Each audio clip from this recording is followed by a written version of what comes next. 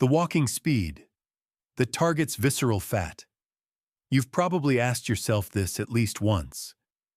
How fast should I walk if I actually want to lose belly fat? Maybe you've tried walking slowly and felt like it wasn't enough. Maybe you've tried walking fast and ended up exhausted. Maybe you've pushed your pace, sweating and breathing hard, thinking that intensity must equal results. And yet, the fat around your stomach hasn't changed the way you hoped.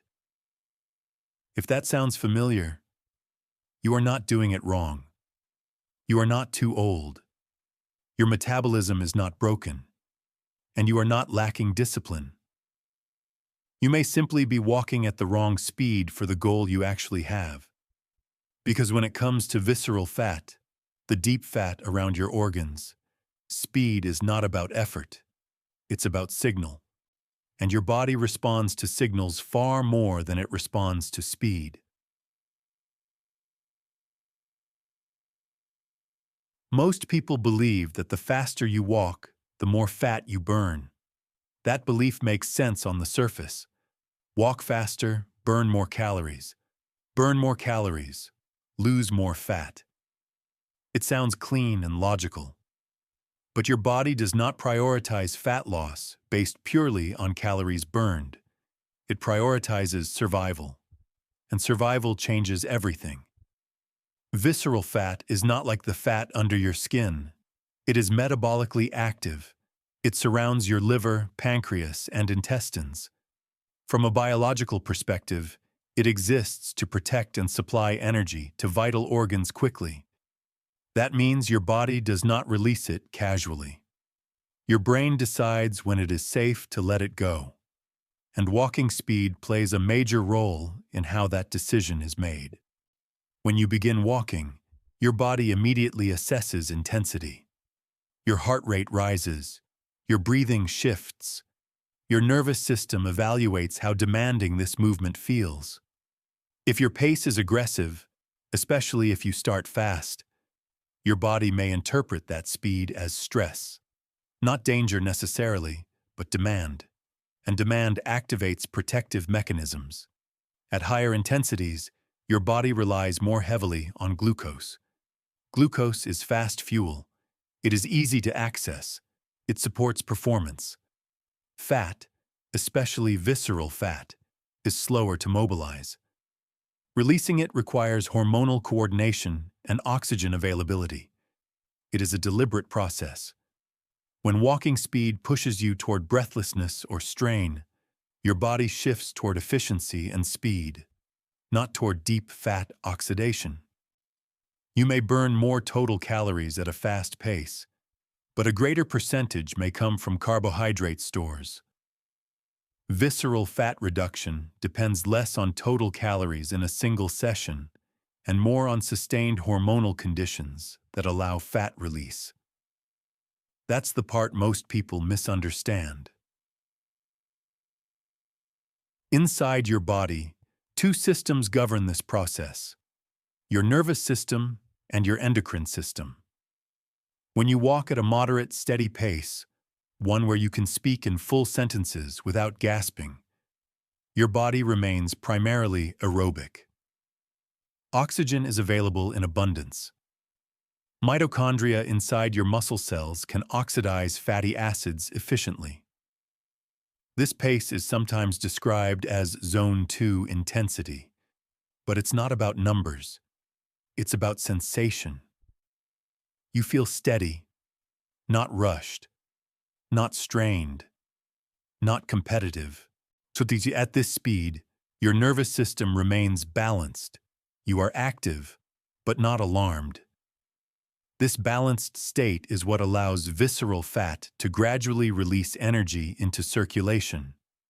Now contrast that with walking fast enough that your breathing becomes choppy and conversation difficult.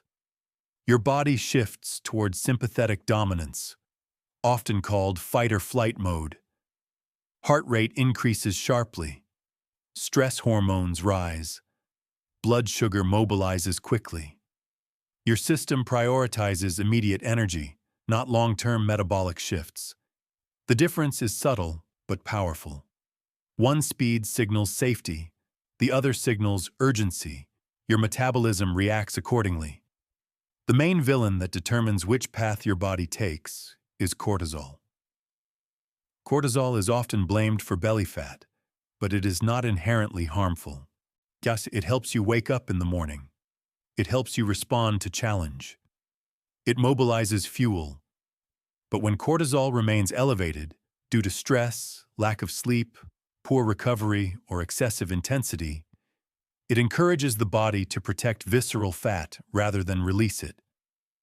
Visceral fat cells are particularly sensitive to cortisol signals. Chronic cortisol elevation can increase fat storage around the midsection and make it harder to reduce. If you walk at a speed that significantly elevates cortisol on top of an already stressed system, you may be reinforcing the very pattern you are trying to change. Moderate, steady walking lowers cortisol over time. It improves insulin sensitivity, it stabilizes blood sugar, it reduces inflammatory signaling. These changes create a hormonal environment where visceral fat can gradually decrease. The speed that targets visceral fat is not the fastest speed you can maintain. It is the fastest speed you can sustain while remaining calm. Another critical factor is duration. Visceral fat does not respond instantly. It responds to cumulative signals. When you walk at a steady, moderate pace for 30 to 45 minutes, your body has time to shift fuel sources. After the first 15 to 20 minutes, especially in a calm state, fat oxidation tends to increase. If you walk too fast and fatigue quickly, you may shorten your session. That limits total time in the optimal fat-burning state. The right speed is the one that allows consistency. Consistency lowers baseline cortisol. Consistency improves mitochondrial efficiency. Consistency changes insulin dynamics. Over weeks, that consistent moderate pace reshapes your metabolic environment, and visceral fat responds to environment. So what is the practical answer? Walk at a pace where you can breathe through your nose most of the time. You can hold a conversation comfortably. Your heart rate feels elevated but controlled. You do not feel the urge to stop within the first 20 minutes. If you use numbers, many people find this is roughly 3 to 4 miles per hour, but that varies widely. Fitness level, age, and health status all matter. Instead of chasing speed, chase rhythm. Let your steps become repetitive and smooth. Let your shoulders relax. Avoid clenching your jaw. Avoid turning the walk into competition. You are not trying to win. You are trying to signal safety. After about 20 minutes at this pace, your body is more likely to be oxidizing fat efficiently. Continuing beyond that point compounds the effect. If you occasionally want to increase speed briefly, you can.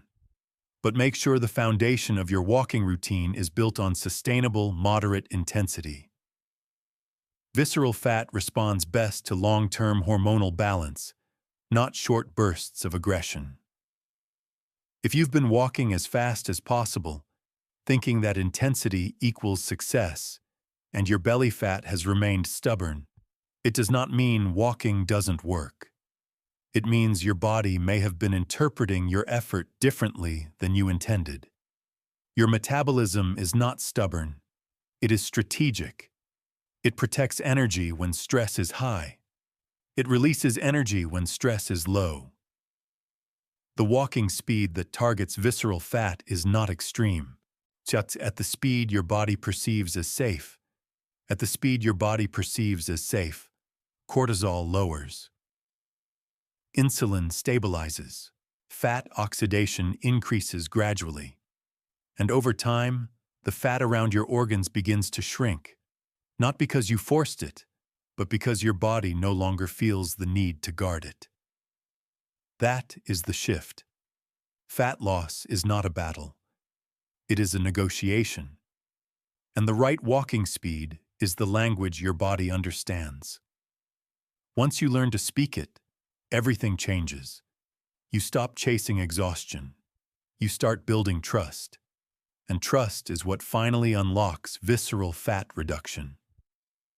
Your body was never against you. It was waiting for the right signal. Now you know what that signal feels like.